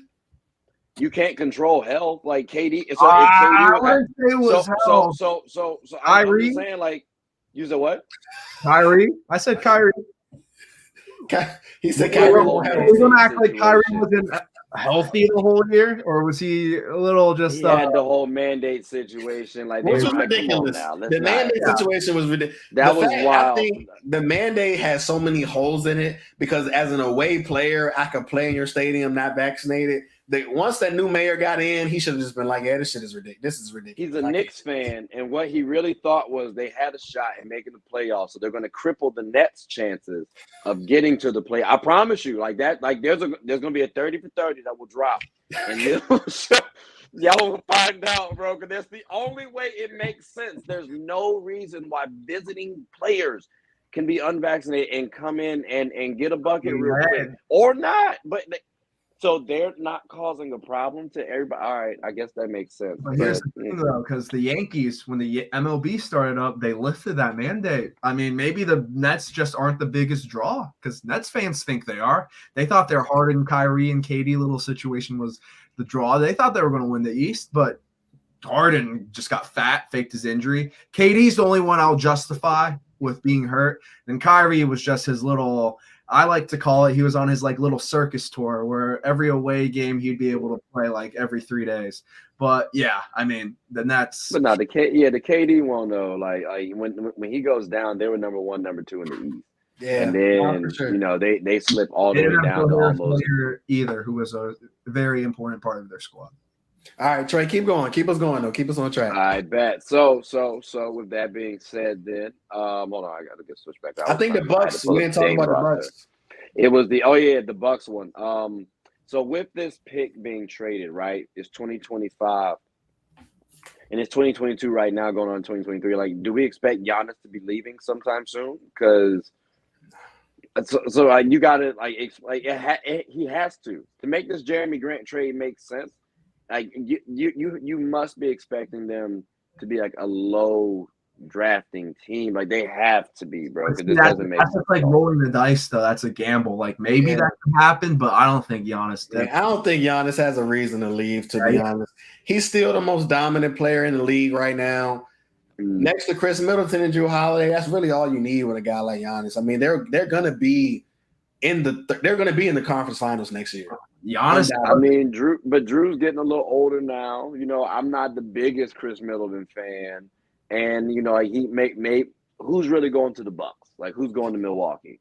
I don't know. You want to play with Giannis though? Who wants? Like, shoot, I think I hear you, right? But like, when we didn't say the same thing for Braun and the Cavs.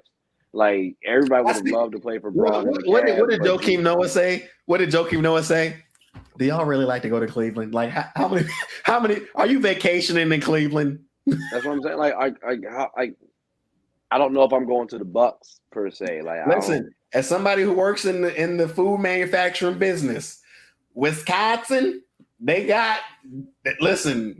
some family people. All right, they more than cheese. It's a wholesome state. They more than cheese. They got the Packers there too, but I think the key part for the Bucks this summer is getting Bobby Portis situation all like figured out. I know he wants to be back. The Bucks want him back. The Milwaukee love Bobby. Yeah, they love Bobby Portis. They love Bobby. I mean, I was honestly surprised that the Bucks didn't roll out with a Drew, Chris, Bobby, Giannis, Brook lineup. Especially the way that the Bucks play defense. I mean, they're letting you shoot threes. Why would I really care if Bobby's at my 3 or move Giannis back to the 3 now that he's shooting 3 to 4 threes a game? Because listen, he's bailing out. He's bailing out defenses already. So I mean, if he's going to stay on that track, he's basically a 7'3". And I mean, Kevin Durant makes it work. So I mean, why can't I have somebody just makes it work? Why not? I mean, I'm just saying. Listen, Bobby and Brook Lopez, great corner 3 shooters. And so as long as I got Giannis with his head down, Chris Middleton and Jrue Holiday on my wings, I mean, come on, that's a big lineup, better than the big lineup Boston played. That's all I'm saying. I think they missed what's in there, PJ Tucker a little bit. I think they missed DiVincenzo more. He's going to be a free agent. Maybe he wants to come back. Who knows? I think they missed DiVincenzo more. I was really surprised that they moved him off of that injury that season. Because I mean, I just felt you didn't get a man a chance to come back and really prove that he was a part of that championship team. I mean, not really doing much for me. Like, not enough to say really, I want to keep him like that. Like, he cool, you know, it's nice. But I'd rather have Alex Caruso than DiVincenzo. Like, but do you really think you would have had to pay DiVincenzo, like legitimately, to stay on the Bucks? Do you think that he would not have taken a pay cut to run for a championship? I do. Because, I mean, you got Pat Connaughton taking a player option. Pat Connaughton, if anything, is the 3-and-D guard that you would want on any team, even if he's coming off the bench. He took his player option, which is no money. I don't know. If you if he signed for the pennies, then cool. But if I got to pay him, like I'd rather just let him. Yeah, go. So maybe it sounds like I want to get paid. Maybe he told me he wanted to get paid. Mm-hmm. Yeah, because not everybody want a chip after a while. It's like, all right, you want your money too, like that. It's unfortunate, but you know, it is what it is. It is. I got a couple quick questions for y'all. When I say quick, I'm gonna just ask y'all the question. Y'all give me the answer real quick. It's the Would You Rather segment. So with that being said, and I'm glad you got this jersey on, Reese. We're gonna slide to you. Would you rather have Kyrie plus the guaranteed drama, or James Harden and the guaranteed drama?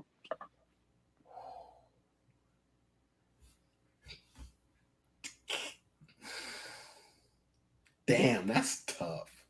Kyrie or James? I'm gonna have to go James Harden because of where he is. Right? That's what you're saying, right? Him in Philly opposed to Kyrie in Brooklyn. Well, I just meant just think about all the drama that they've that you've heard of them. Like they're notorious for bringing drama. So you're gonna get Kyrie's drama or like James Harden's drama. Like which one would you rather put up with more? I'm gonna take Kyrie because James Harden has still not shown up at the playoffs. Mm-hmm. And no matter how you can I interject? Okay. Yep. What's up, Nick? Just like let's think about the drama though. Kyrie's is more just like him, like off court, right? But he can still. Harden, on the other hand, is just lazy and fat right now. He's old. Like Kyrie can still. Hey, he was doing hill sprints. I know you saw that clip. Yeah. Oh my God. But like he had like 15. I think he averaged like damn near 15 points a game against the Heat. Like he's just not the same player anymore. Kyrie still has the potential to be like the number 2 and number 1 guy on the team. Efficiently too. Mm-hmm. Yeah, I mean, you got to figure out the fasting though, because I mean, if he's fasting and playing like that, you can get one good game, and then after that's gonna get. Well, that's why they got to go. So, they got to get a third option in Brooklyn. They got They got one in Ben Simmons. I wonder if Brooklyn could have sent a pick to get Jeremy Grant, since that's all it could have taken. They don't got any more. I don't think they have any more though. Yeah, they all did. That's tough. That's tough. Nick, real quick, would you rather have Jason Tatum as your second option or Andrew Wiggins as your fifth? Well, you got to tell me who's the other 4 guys, because I'd easily take Andrew Wiggins. I mean, that's just the options. Like guaranteed that's the lineup. Like I would take Andrew Wiggins as my 5th. Because me too. Because here's the thing. Wiggins was damn near the 3rd option and 2nd option at times on that. Okay. How about if we move it to 4th? I would take him as my 4th too. Third's pushing 17 points per game. Third's pushing it a bit, but Wiggins, he's a guy that could go out there and be the number 1 at times for that team. Like, shoot, Curry's obviously the number 1 guy. He will always be the number 1 guy. Clay's the number 2 guy, always, obviously. Dre, he's had a little rough. I love that you said that. I love Dre. I love that you said that. Stepped up after number 1. Tatum, I mean, shoot, you could say he's 1 or 2, 1A, 1B, on that team, but he kind of disappeared at times. Let's be honest. If we're not biased, Reese, he did disappear at times. And I just feel like Wiggins as my 4, who has the potential to step up as my 1. That's just like. I feel like that is not a fair question. And I would like it struck from the record. I do not think that was a fair 5th and 4th option for a guy who averaged. Come on. He is a champion. But look. Here's the thing, though, right? So I had 4th initially, but I was like, you know what? 4th seemed a little like I'm curious. So I started off with 5th. But if he's the 3rd option on the team, and Tatum is the 1st, though, that's the perception. If you knock them down a peg, then it's like. I don't know though. It's similar. Andrew Wiggins. No, listen though. You say Wig as your 5th. That means your center, your 5-man, is at least your 4 or 3 on that team. That is. I am like, what? No way. I mean, okay. Let me ask you then this, Reese, because this one you might like this one then. Scotty Barnes or Jonathan Kuminga, who has the most potential? Scotty Barnes. Scotty? Sure. Scotty. Now, and it has nothing to do actually with the Rookie of the Year. I like Scotty in terms of potential more. I get it, right? Jonathan Kuminga jumps out of the gym. Obviously, he's going to give you that effort when he's in there. But I think from a playmaking standpoint, Scotty Barnes already kind of has that. And I think when you think potential, you have to have a guy who can kind of give you it scoring, playmaking, defending. Scotty had no problem guarding James Harden when they played against Philly. You know what I mean? So I think you can put him on everybody. I just have not seen enough from JK as a guy who did not play the last 3 games of the finals, 4 games. Did he play in the finals? You know what I mean? He did. But I just feel like Scotty's playing. If you put Scotty on the Warriors, him and Draymond are splitting minutes. Well, here's the thing, though. Who's in Scotty's ear in Toronto right now, mentoring him? Spicy Pete. I'm sure. I say Siakam's in there. Like they have a defensive like culture up there too. So I mean, here's the thing though. Kuminga, with all that talent, he goes to Golden State, who at the time was a 3-time champion. You got Kerr, who's a top 15 coach all time. Mm-hmm. Like, no disrespect to Nurse, but I'd take a guy who's won it all multiple times in his playing career and coaching career, right? But then you got Iggy. He's a Finals MVP. He's won 3 rings at the time too. Now 4. You got Dre, defensive guy. You got all these vets ahead of you. And I like how Draymond put it on his podcast. You got these guys, because Iggy barely played in the finals, but he knew his role. Kuminga, knows it's not his time right now. But, the thing I took away from that was Iggy, when he was sitting on the bench, he knows, damn, man, I won 3 ships. I'm a finals MVP, but I'm not playing, but I'm still going to try to contribute from the bench and lead the team. And that's just an example that Kuminga can take away from that, man, because Iggy's not playing, but he looks over to his right and just sees Iggy still engaged. So Kuminga knows it's not his time, but with all the development that Golden State has, his time's eventually going to come. Curry's not going to play forever. Dre's not going to play forever. Clay's not going to play forever. But there's going to be a time where Kuminga, in 5 to 6 years, it's his time. And I feel like he has more room and potential to grow. But don't get me wrong on Scotty Barnes. There was a reason why he was Rookie of the Year. Yeah, man. I love Scotty. I love Scotty, bro. I love Scotty. So I actually think the Warriors are a phenomenal organization, by far one of the best ones I've seen. They only made one stupid mistake. That's not getting LaMelo Ball. Because you see the damage that they've done without James Wiseman. I'm like, you could snag LaMelo and just go. Because imagine LaMelo Ball and Kuminga going forward. That I don't have to imagine that. Let's imagine LaMelo moving the ball next to Steph Curry, Klay Thompson, and Draymond. We're forgetting that's way too much to even think about. That's way too much to even think about. That would have just, been stellar. But I think Kuminga in that situation is going to be beneficial for him. I wish LaMelo was in that, because now LaMelo, I wanted him to come off the bench, because it's just like Kobe's scenario. He had to work hard for it. Sometimes the young bucks, they're given stuff, and it's all right, you might not appreciate this. And it's when you acquire that starting spot, you don't want to lose it. And sometimes, young guns, they might. I don't care. It may be laissez-faire with the starting spot. No, I get it, because I don't think Scotty would be that way though. Yeah, you look at a guy like Jaylen Brown too. He was drafted with the number 3 pick back in 2017 and was coming off the bench to Avery Bradley. But Avery was 20. Yeah, but Avery was 20 though. He was just 20. no knock to AB. Don't get me wrong, but it's kind of in terms of, I feel like I'm a raw talent coming into the league. You knew what was coming on, yeah. And you draft me top 3, damn. And I'm not even. He won't even 6 man. JB won't even the 6 man. But they also had in the presser during the playoffs. It was I've played in every role. Kind of how you were saying for a guy like JK. I've played in every role.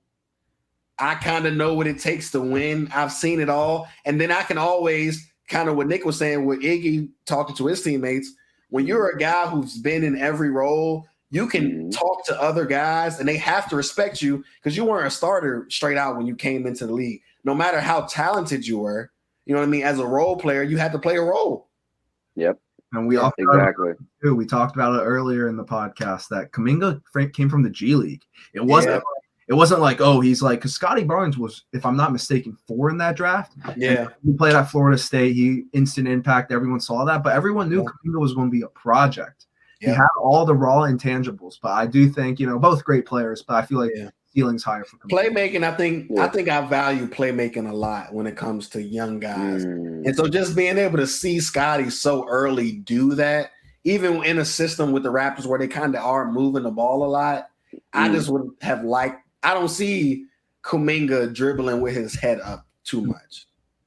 Okay. Yeah, he's more of attacking. He's more of attacking, more of a weapon right now. I give you that. Right. I'll give you that. Okay. Nick, real quick, and I'm glad we were able to talk about talent in the East, talent in the West, because the NBA is still tough right now. But what conference would you rather play in though? The East or the West? If I were to be an NBA player, okay, Mm-hmm. or on the team, I would rather be in the West, if I'm going to be honest, because What's the reason? the East has better teams, man. Like, yes, or no, I'll take that back. The West has better teams, but the East more like an aggregate of teams that could win a ship any given chance. Because no disrespect to Reese and the Celtics, because if I'm gonna be honest, I thought the Bucks were the best team in the East, but they didn't make it out. Like everyone could be like the Warriors were the best team, right? But just the East is just so much competition within each other, and you're just going at each other. But in the West, you can kind of just like coast by, like the Mavs, for example. Like the Mavs weren't like insane, okay? They were like good. They coasted. They went to a game. I'm not saying like coasted, but I'm saying like they kind of like just snuck their way to the conference finals. Like think about it. They played the Jazz, who we always know the Jazz. That's fair. That's a red carpet invitation. Yeah, they were the best team in the West this year, and they got 40-piece at home in a game 7. So like I'm just saying the West has like more chance to succeed. But the East is definitely just like way more competitive. And I will say, kind of piggybacking off that way more competitive statement, you look at defensive rating, top 5 teams, 4 of them are the East. If I'm a player, I want to play in the West because I'm probably going to get punched a little bit less. Just a little bit less. I'm not saying I'm not getting punched in the West, but I know I'm getting punched in the East. There's no question. I'm getting punched. You look at Milwaukee, Miami, Boston, just to name the top 3. You know what I mean? Defensive teams in the East. I'm good. I'd rather not personally. I'm just looking at teams like I hear y'all too, because like the East is caught up. Like the East definitely caught up. I said on the last one, I think Braun might have done like he might have a little fortune teller in him because like he definitely left at the right time. Chose the wrong team, but left at the right time. But like they have caught up. I'm just looking at some of these squads. Like I hear y'all on the defensive tip. Just I'm thinking that the Nuggets when healthy, like the Clippers when healthy, Memphis. Hey, they might. Who knows what could have had? Like, I do agree with Freddie on the last one. He was saying like Memphis could have won. They could have. I'm still rolling with the Warriors, but they had a legitimate shot. Like So it's like that's tough. And then Luka with Christian Wood now. Like I would say the West just because like I want to be like one of the people to like get Braun out the playoffs real quick. But that's just the hooper in me. I don't know if I'm the only person. I am not that high on Christian Wood. I just don't think. Well, listen. I'll say this. I think Jason Kidd will kind of get that defense out of Christian Wood. But I think when you're running that 4 and 5 spot, you want. If I get beat, I want to be confident there's a guy behind me to recover. I cannot say that Christian Wood was that guy for Houston all season. But can you say though he's better than the players they have now, like Kleber and Powell? I don't think at the rim.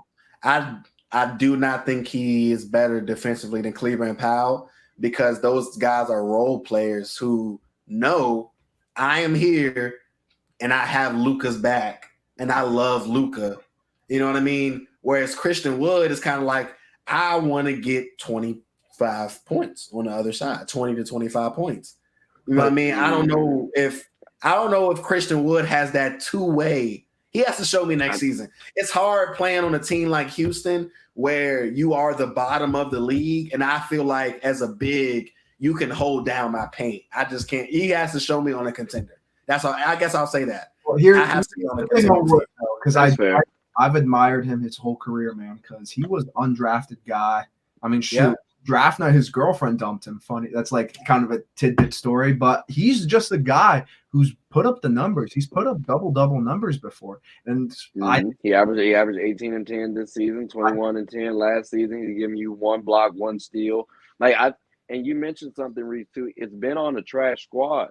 So what happens if he goes to this kid, like to the Mavs and Kid, and he improves even more so? Like, I can't say anything. If he takes another, because that's what it will take, I think, though, for the Mavericks to get now at this point past the second round. Because the whole thing about Luka was how far can you really go with him? I feel like they're going to need a guy like Christian Wood to elevate his game. He doesn't have to give you 18 and 10 per se, right? But defensively, I think it's going to be the most important that you feel like. I mean, you really think about the guys he's going to be going up against: a healthy Anthony Davis, a healthy Nikola Jokic. You know what I mean? Those are the guys that you're going to see. And then you think about a team like Golden State, you will be put on that island. If you like it or not, welcome to the island. I hope you can dance. But he's going up against Looney or Draymond too. Like at some point in time, you're gonna be on the island in the NBA. Like you gotta embrace that moment. Like that's obvious. Like you can't do that at all. I didn't watch enough Houston basketball to say that. Like, you know what I mean? That's why I'm not gonna say anything, right, Nick? Because I understand his story and his grind. You have to nod your head to it, right? Especially coming from where he came from to where he is now. I just want to make sure that he's going to be able to give that extra effort on that island or in Nick, that. It sounds like you believe that he will, though. Am I right or wrong? I think he's going to be a good. I think he could potentially be the number 2 option on that team. I really think. Well, that's what I'm saying, though, right? But that's number 2 scoring option, though, Nick. I'm saying if he is going to be your 5. Right, because that's what he played in Houston. He played the 5. If he's going to be my 5, Maxi Kleber put his body on the line. Dwight Powell put his body on the line. But they're soft. But they also can still be on the team putting their body on the line. Christian Wood can come in. I never thought Kristaps Porzingis was going to put his body on the line. I don't either. That's why he had to get up out there. But Christian Wood is going to be more productive in this role. I think he's a lot more mobile than KP is. And I think that'll help out with this situation. Like I honestly think the Mavs are going to come out rocking. Like I believe in Jason Kidd top 3 more than I believe in Christian Wood. Top 3 team in the West next year for sure. Yeah, top 3, maybe top 4, depending on like how teams come back. Because like the Warriors. And the Clippers. I give them number 5. I mean, I Golden State, Memphis, Lakers, Memphis Clippers, Mavs. Y'all see Memphis could regress too, though, just a little bit. That's if they lose Dylan Brooks, as kind of the rumors are saying. Well, I mean, do y'all think DeAnthony Melton was like a significant, not like a big piece? Yeah. Like I liked him. He was like a quality. Yes. Bench guard. I think it was an amazing pick for Philly. You need a backup point guard that can play defense, move the ball. He might not hit a 3 every time, but hell, that's why you put James Harden in the game. If you need Melton to start hitting a 3, just throw James Harden in the game. He gonna get them open. I believe in James Harden in that aspect. He can get guys open. And kind of to touch even on that trade, like one player that we haven't even talked about, kind of like sleeper wise NBA draft, David Rodney, man. He's going to be a great player for Memphis. Like he was a star junior, played at Colorado State, man. Like they say he looked like Tyus Jones if he took the Superman serum. And he was getting buckets for Colorado State, and he looked really good against Michigan. Michigan's a great Big Ten team. He looked great against Michigan in the tournament. So that's another guy that I'm really high on for Memphis because Memphis, young group, they're going to be good. Yeah, and listen. Y'all ready? Christmas Day. They going to Golden State. Mm-hmm. Oh yeah. We're gonna see what happens. Big facts. That should be a great game. That's gonna be a good little rivalry too. Like I can't wait for all, man. I don't know. It's gonna be a rivalry if Memphis ain't gonna be dubbing though, because Warriors. I take Warriors like not 8 out of 10 times. Yeah. I mean, I think you lean Warriors, but in today's game. This would be considered a rivalry. Like I don't think the Lakers and Celtics have a rivalry anymore. Mm-hmm. Because you could say so. I mean, we just haven't played y'all enough times. Like right now, like when we played, like when in 2010, I felt like it was a rivalry. Okay, there's like that. You know what I'm saying? That 08 series, y'all beat our ass. Like it's tough. Like okay, we got to get this back. But there was still some animosity. There was a level of respect thing. We ain't really been back though. So it's like, when we were there, one, I don't count it. Two, y'all weren't there. It's like, y'all here, we're not. Okay. And we this is a close. This is close. Just the timelines haven't added up yet. Because I mean, shoot, where were the Celtics in 2020? I mean, I don't count the bubble chip though, but that's another story for another day. What, you don't in 2020? I'm about to say we were a game away. I mean, y'all weren't in it. Yeah, that is true though. You weren't there though. Job was not finished. It is, but unfortunately, is that the conclusion? Are we gonna conclude on the job? Okay. God, that's all I'm saying. Unfortunately, this is though. Like I was trying. I threw up the hands like this and everything, ready for it. I was paying attention. I was like, I'm not gonna hit 2 hours. I promise you. That's not what. That's wait. Let me drop one last thing though. I'm on Twitter right now. In the tweet is Miles Bridges saluting LaMelo goodbye and removed Charlotte Hornets forward from his bio, and his story on Instagram was just this of them two and just him saying salute. So Miles Bridges might be on the move, and I think he's going to get overpaid wherever he goes. Listen though, like I said, you have to sell tickets. Miles, wherever he goes, he will be in the sky selling tickets. Mm-hmm. It's a business. The NBA is a business at the end of the day. People, if you are not competing, you know what I mean? So, like you said, Trey, it for everybody, it's not about rings. We're talking about generational wealth that these guys are being paid. John Wall said it too. I mean, he retweeted. I can't remember who said it, but at the end of the day, why would John Wall ever had denied or had accepted that $46 million? Why would he have gotten bought out any earlier? That's generational wealth right there. So if Miles Bridges can go somewhere and get overpaid, I salute him. Yeah, I can't. Once an organization gives somebody the money, I can't be mad at the person. Like Toby, you got overpaid.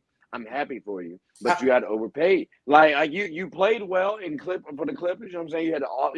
I like you. Like I think you could be a quality third option. Yeah.